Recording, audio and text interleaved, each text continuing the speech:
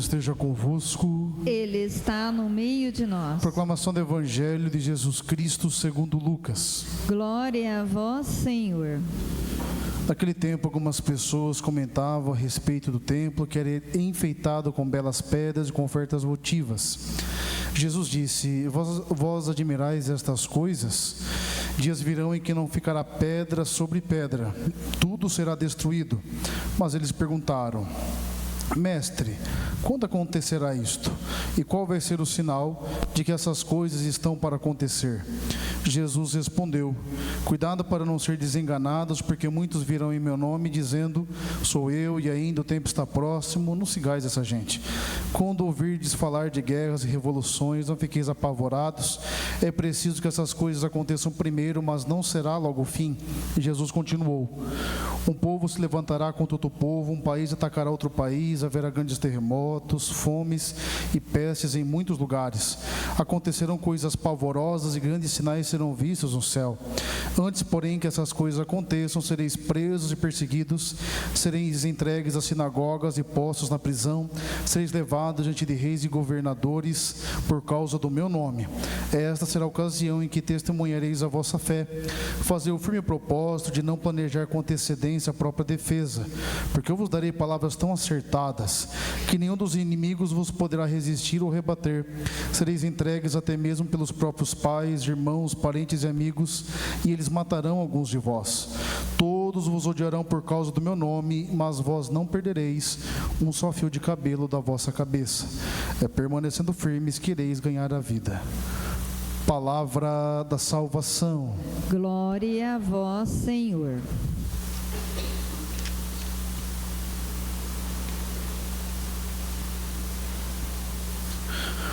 Nós celebramos o 33º domingo do tempo comum, e a palavra de Deus nesse domingo, que já estamos às vésperas da celebração de Cristo, Rei do Universo, nos traz a questão que para muitos e muitos já foi transtorno.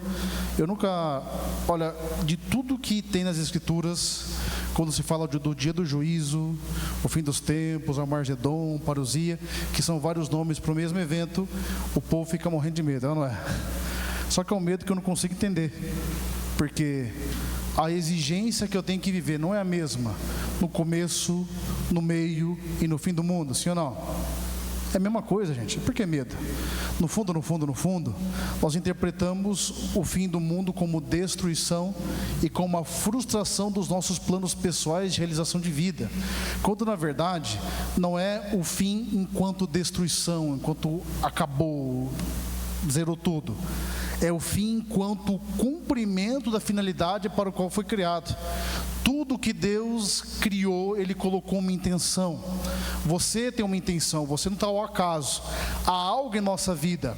A grande questão é: será que eu tenho vivido a minha vida consciente do desfecho do mundo e do desfecho pessoal que eu tenho, ou eu tenho vivido de qualquer maneira? Porque, gente, a rigor, o fim dos tempos, que é quando, segundo Malaquias, o Senhor vai punir os ímpios e vai premiar os justos, devia ser motivo de alegria, não é verdade? E por que a gente tem medo? Vamos ser sinceros, a coisa que mais desanima a gente é a injustiça, não é? Porque a injustiça, ela frustra, ela cria insegurança, e a injustiça é tirar aquilo que é de direito natural. Paulo Bento XVI dizia que justiça é dar ao outro aquilo que é dele. Não tem nada de extraordinário nisso, não é verdade? É da pessoa, você está fazendo o que tem que ser feito. O amor que é diferente, o amor é dar ao outro aquilo que é meu. É por isso que, olhando para a nossa vida, nós temos que nos perguntar: será que nós temos nos perdido na transitoriedade das coisas? Ou será que nós temos essa percepção de que existem valores que são eternos? Essa é a grande questão, gente. Por exemplo, eu brincava nas outras missas que sempre surge essas teses milenaristas ao longo da história, não é verdade? Não sei, alguns vão lembrar. Lembra lá, ano 2000? 1000 passará, 2000 não? Não lembra, gente? 2000 não? É assim, você pode perceber quem respondeu é década de 90 para trás, que lembra. Eu era criança no ano 2000 ainda, tinha que fazer 8 aninhos na época. Mas aquele medo, eu lembro até hoje da gente ficar esperando da madrugada, porque falava que ia acabar o mundo, acabou, estamos aí hoje. Aí depois veio 2012, né? Sempre alguém vem com alguma tese, com uma circunstância e causa transtorno. No entanto, quando Jesus olha para o templo, o povo começa a ficar aí, achar bonito, olha as pedras, olha como ele é ornamentado, olha as ofertas votivas e tudo mais. Jesus fala: gente, isso aqui tudo vai acabar, vai destruir, vai cair tudo, vai ter guerra, vai ter revolução, vai ter perseguição, mesmo na família vai ter divisão, vai acontecer muitas coisas difíceis, mas isso são sinais de que está chegando, mas não são critérios de que está chegando. Até porque, gente, acontece esse tipo de coisa desde que o mundo é mundo. E porque nós não sabemos de que vai chegar? Porque o Senhor, Ele tem, de certa forma, protelado, porque o Senhor quer salvar o maior número possível de pessoas. A paciência de Deus, ela existe, mas tem limite. Ela vai ter um ponto, uma hora Ele volta.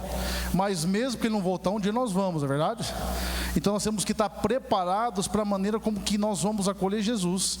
A grande questão é: a maneira como você tem vivido, como eu tenho vivido, me dá certeza de que se eu morrer é céu? Será que eu tenho essa convicção? São Paulo dizia: eu combati o bom combate, corri a corrida, guardei a coroa, vou receber a coroa que o justo juiz me dará no final dos tempos. Será que a gente tem essa compreensão? A grande questão é que no fundo, nós não acreditamos de verdade. E se acreditamos, a gente nega na nossa vida concreta. Porque, por exemplo, se nós olharmos ao longo da história do pensamento, dos grandes pensadores, desde os filósofos pré-socráticos, eles procuravam sempre um princípio norteador que explicaria toda a realidade. E assim foi surgindo ao longo de toda a história. Mesmo no tempo moderno ainda tinha uma visão metafísica e, portanto, uma noção de que algo dá suporte para que de fato a realidade seja o que ela é. A preocupação nossa hoje não versa mais sobre isso. Ninguém mais acorda pensando sobre isso. E muitas vezes quem vai atrás nem está tão preocupado com essas coisas. Nós perdemos a noção, somos uma geração dada à experiência e ao útil. Tanto que quando você vai pensar a sua profissão, nós dificilmente pensamos na perspectiva de vocação, mas sim na perspectiva de manutenção e prosperidade material, não é verdade? E não tem nada de errado sobre isso, mas é muito pouco. Se eu não penso a minha vocação como algo que transcende meramente o fazer, o útil, o pragmático, executar coisas, vai chegar um momento, e isso chega para todo mundo, que você vai olhar para você, vai olhar para a realidade e você não vai mais se enxergar naquilo que você está. Todo mundo passa por isso. Porque olha, e pior dessa geração nossa, que o povo está dizendo que a galera está amadurecendo com 40. 40 está apodrecendo já. Não é? Pelo amor de Deus, que tem 40, não estou falando que você está apodrecendo não, viu? Mas amadurecer com 40 anos, gente, é brincadeira. É ou não é? Aí é pobre, né? Está errado isso aí. E o problema disso é porque as questões fundamentais a gente não aborda. A gente quer ver aquela síndrome de Peter Pan, não é verdade? Que é juventude para sempre. Não adianta, gente. Ninguém é jovem para sempre. Até hoje, você sabe que o Brasil é o país que mais se faz procedimentos estéticos no mundo, a nível de cirurgia. Estou falando que é errado você fazer? Não, mas você vai ver em função disso.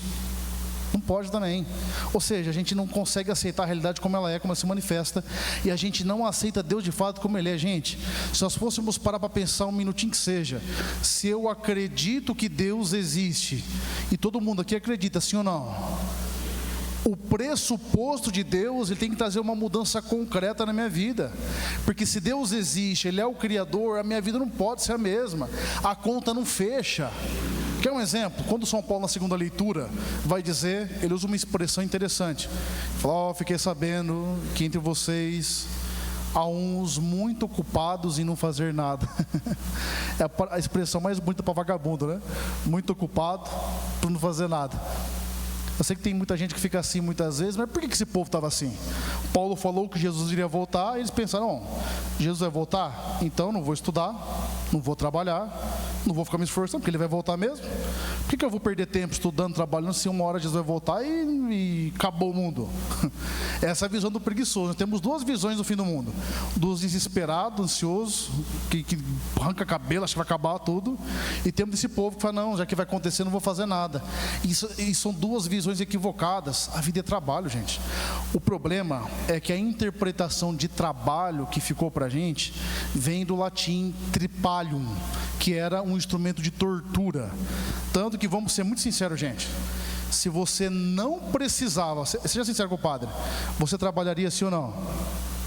Essa é a visão nossa, gente. A visão de querer ser herdeiro, né? A gente não assumiu, mas não engoliu um sapo que a gente engole. Essa visão, no entanto, o trabalho aplicado para a vida, ele é fundamental para que nós sejamos seres humanos fortes e conscientes do que estamos fazendo. Mas a preguiça é nos roubado. Quer descobrir uma outra incoerência nossa? Todo mundo aqui acredita que nas Escrituras está a palavra de Deus, sim ou não? Agora, eu não vou nem perguntar, quantos de nós aqui já leu a Bíblia toda? Se você acredita que ali está a palavra de Deus, que Deus se revelou, por que você não leu? Se você é católico, se você entende que segundo Cardeal Newman, hoje São John Newman, proclamado doutor da igreja, 9 de novembro, ele dizia o seguinte, que a igreja é a verdade na história. Se eu acredito nisso, por que eu nunca li um catecismo?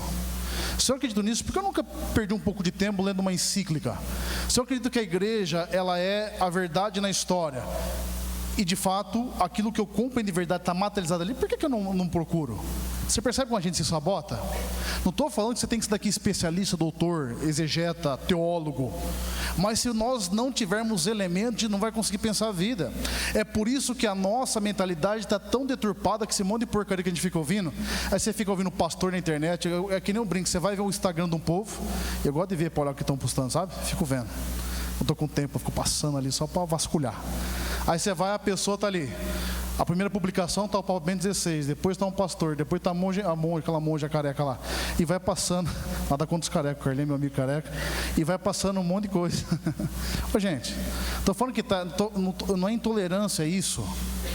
É que o pessoal acha que ser tolerante é você fazer um omelete de fé, mistura tudo e está tudo certo. Não. Se eu tenho um pressuposto de que se Deus revelou na história, e o lugar que Ele se revelou, Ele tem uma igreja, tem que ter fundamento, tem que saber o que eu estou fazendo. É por isso que nós não sabemos para onde estamos indo, desculpa dizer, porque nós somos um povo preguiçoso demais, gente. Aí você vai me falar que você não tem tempo para ler? Olha o tanto que você fica na internet, gente. Olha o que a gente perde tempo ali.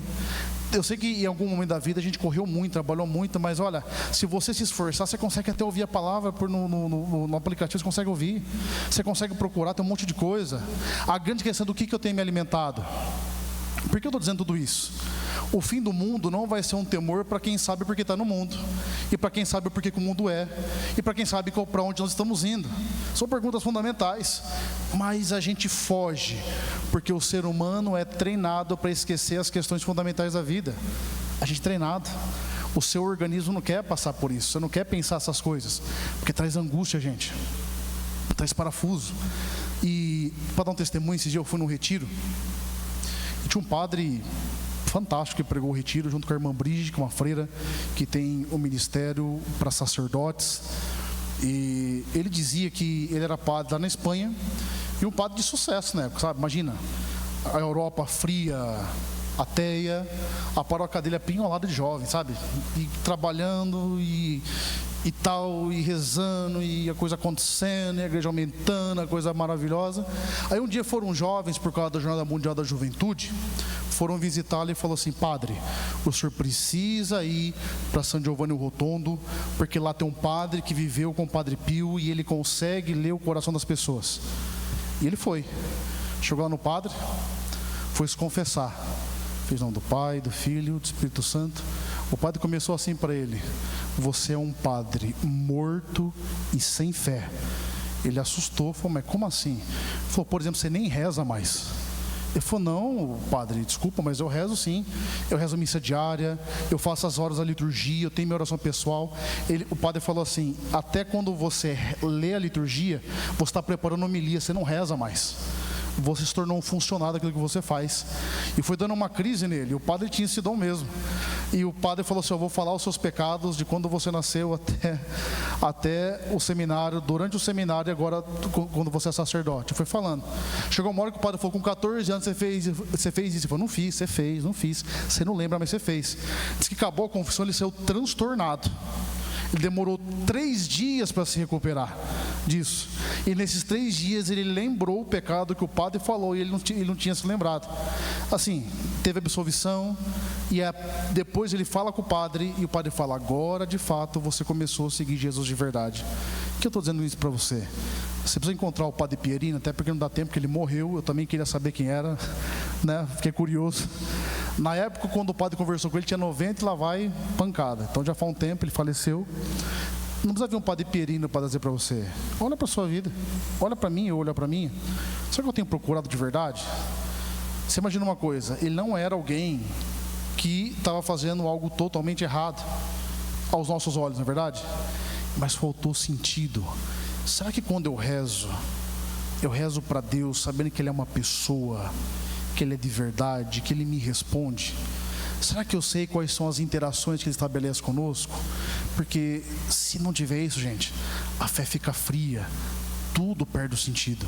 Portanto, no dia de hoje, olha para você, olha para o seu coração.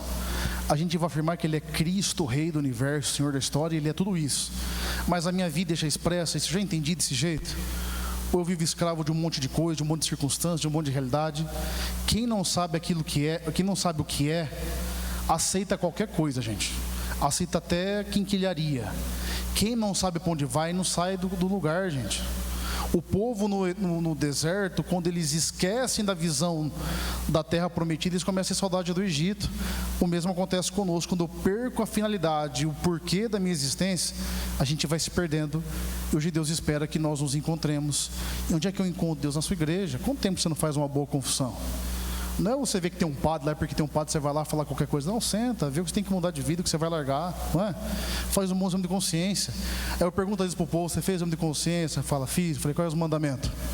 Aí não sei, tá, então vai lá, depois você volta aqui. Porque tem que ter matéria, gente, tem que ter mudança de vida. Quantas possibilidades de uma vida de fé você não tem aqui em São Carlos, gente?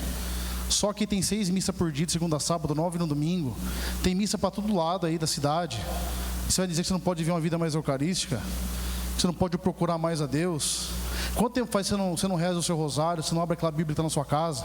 Perceba, tem coisa na vida que se você não parar e entender o que você tem que fazer, você não vai fazer, gente. E a gente romantiza muitas coisas. Eu vou ser muito sincero, gente.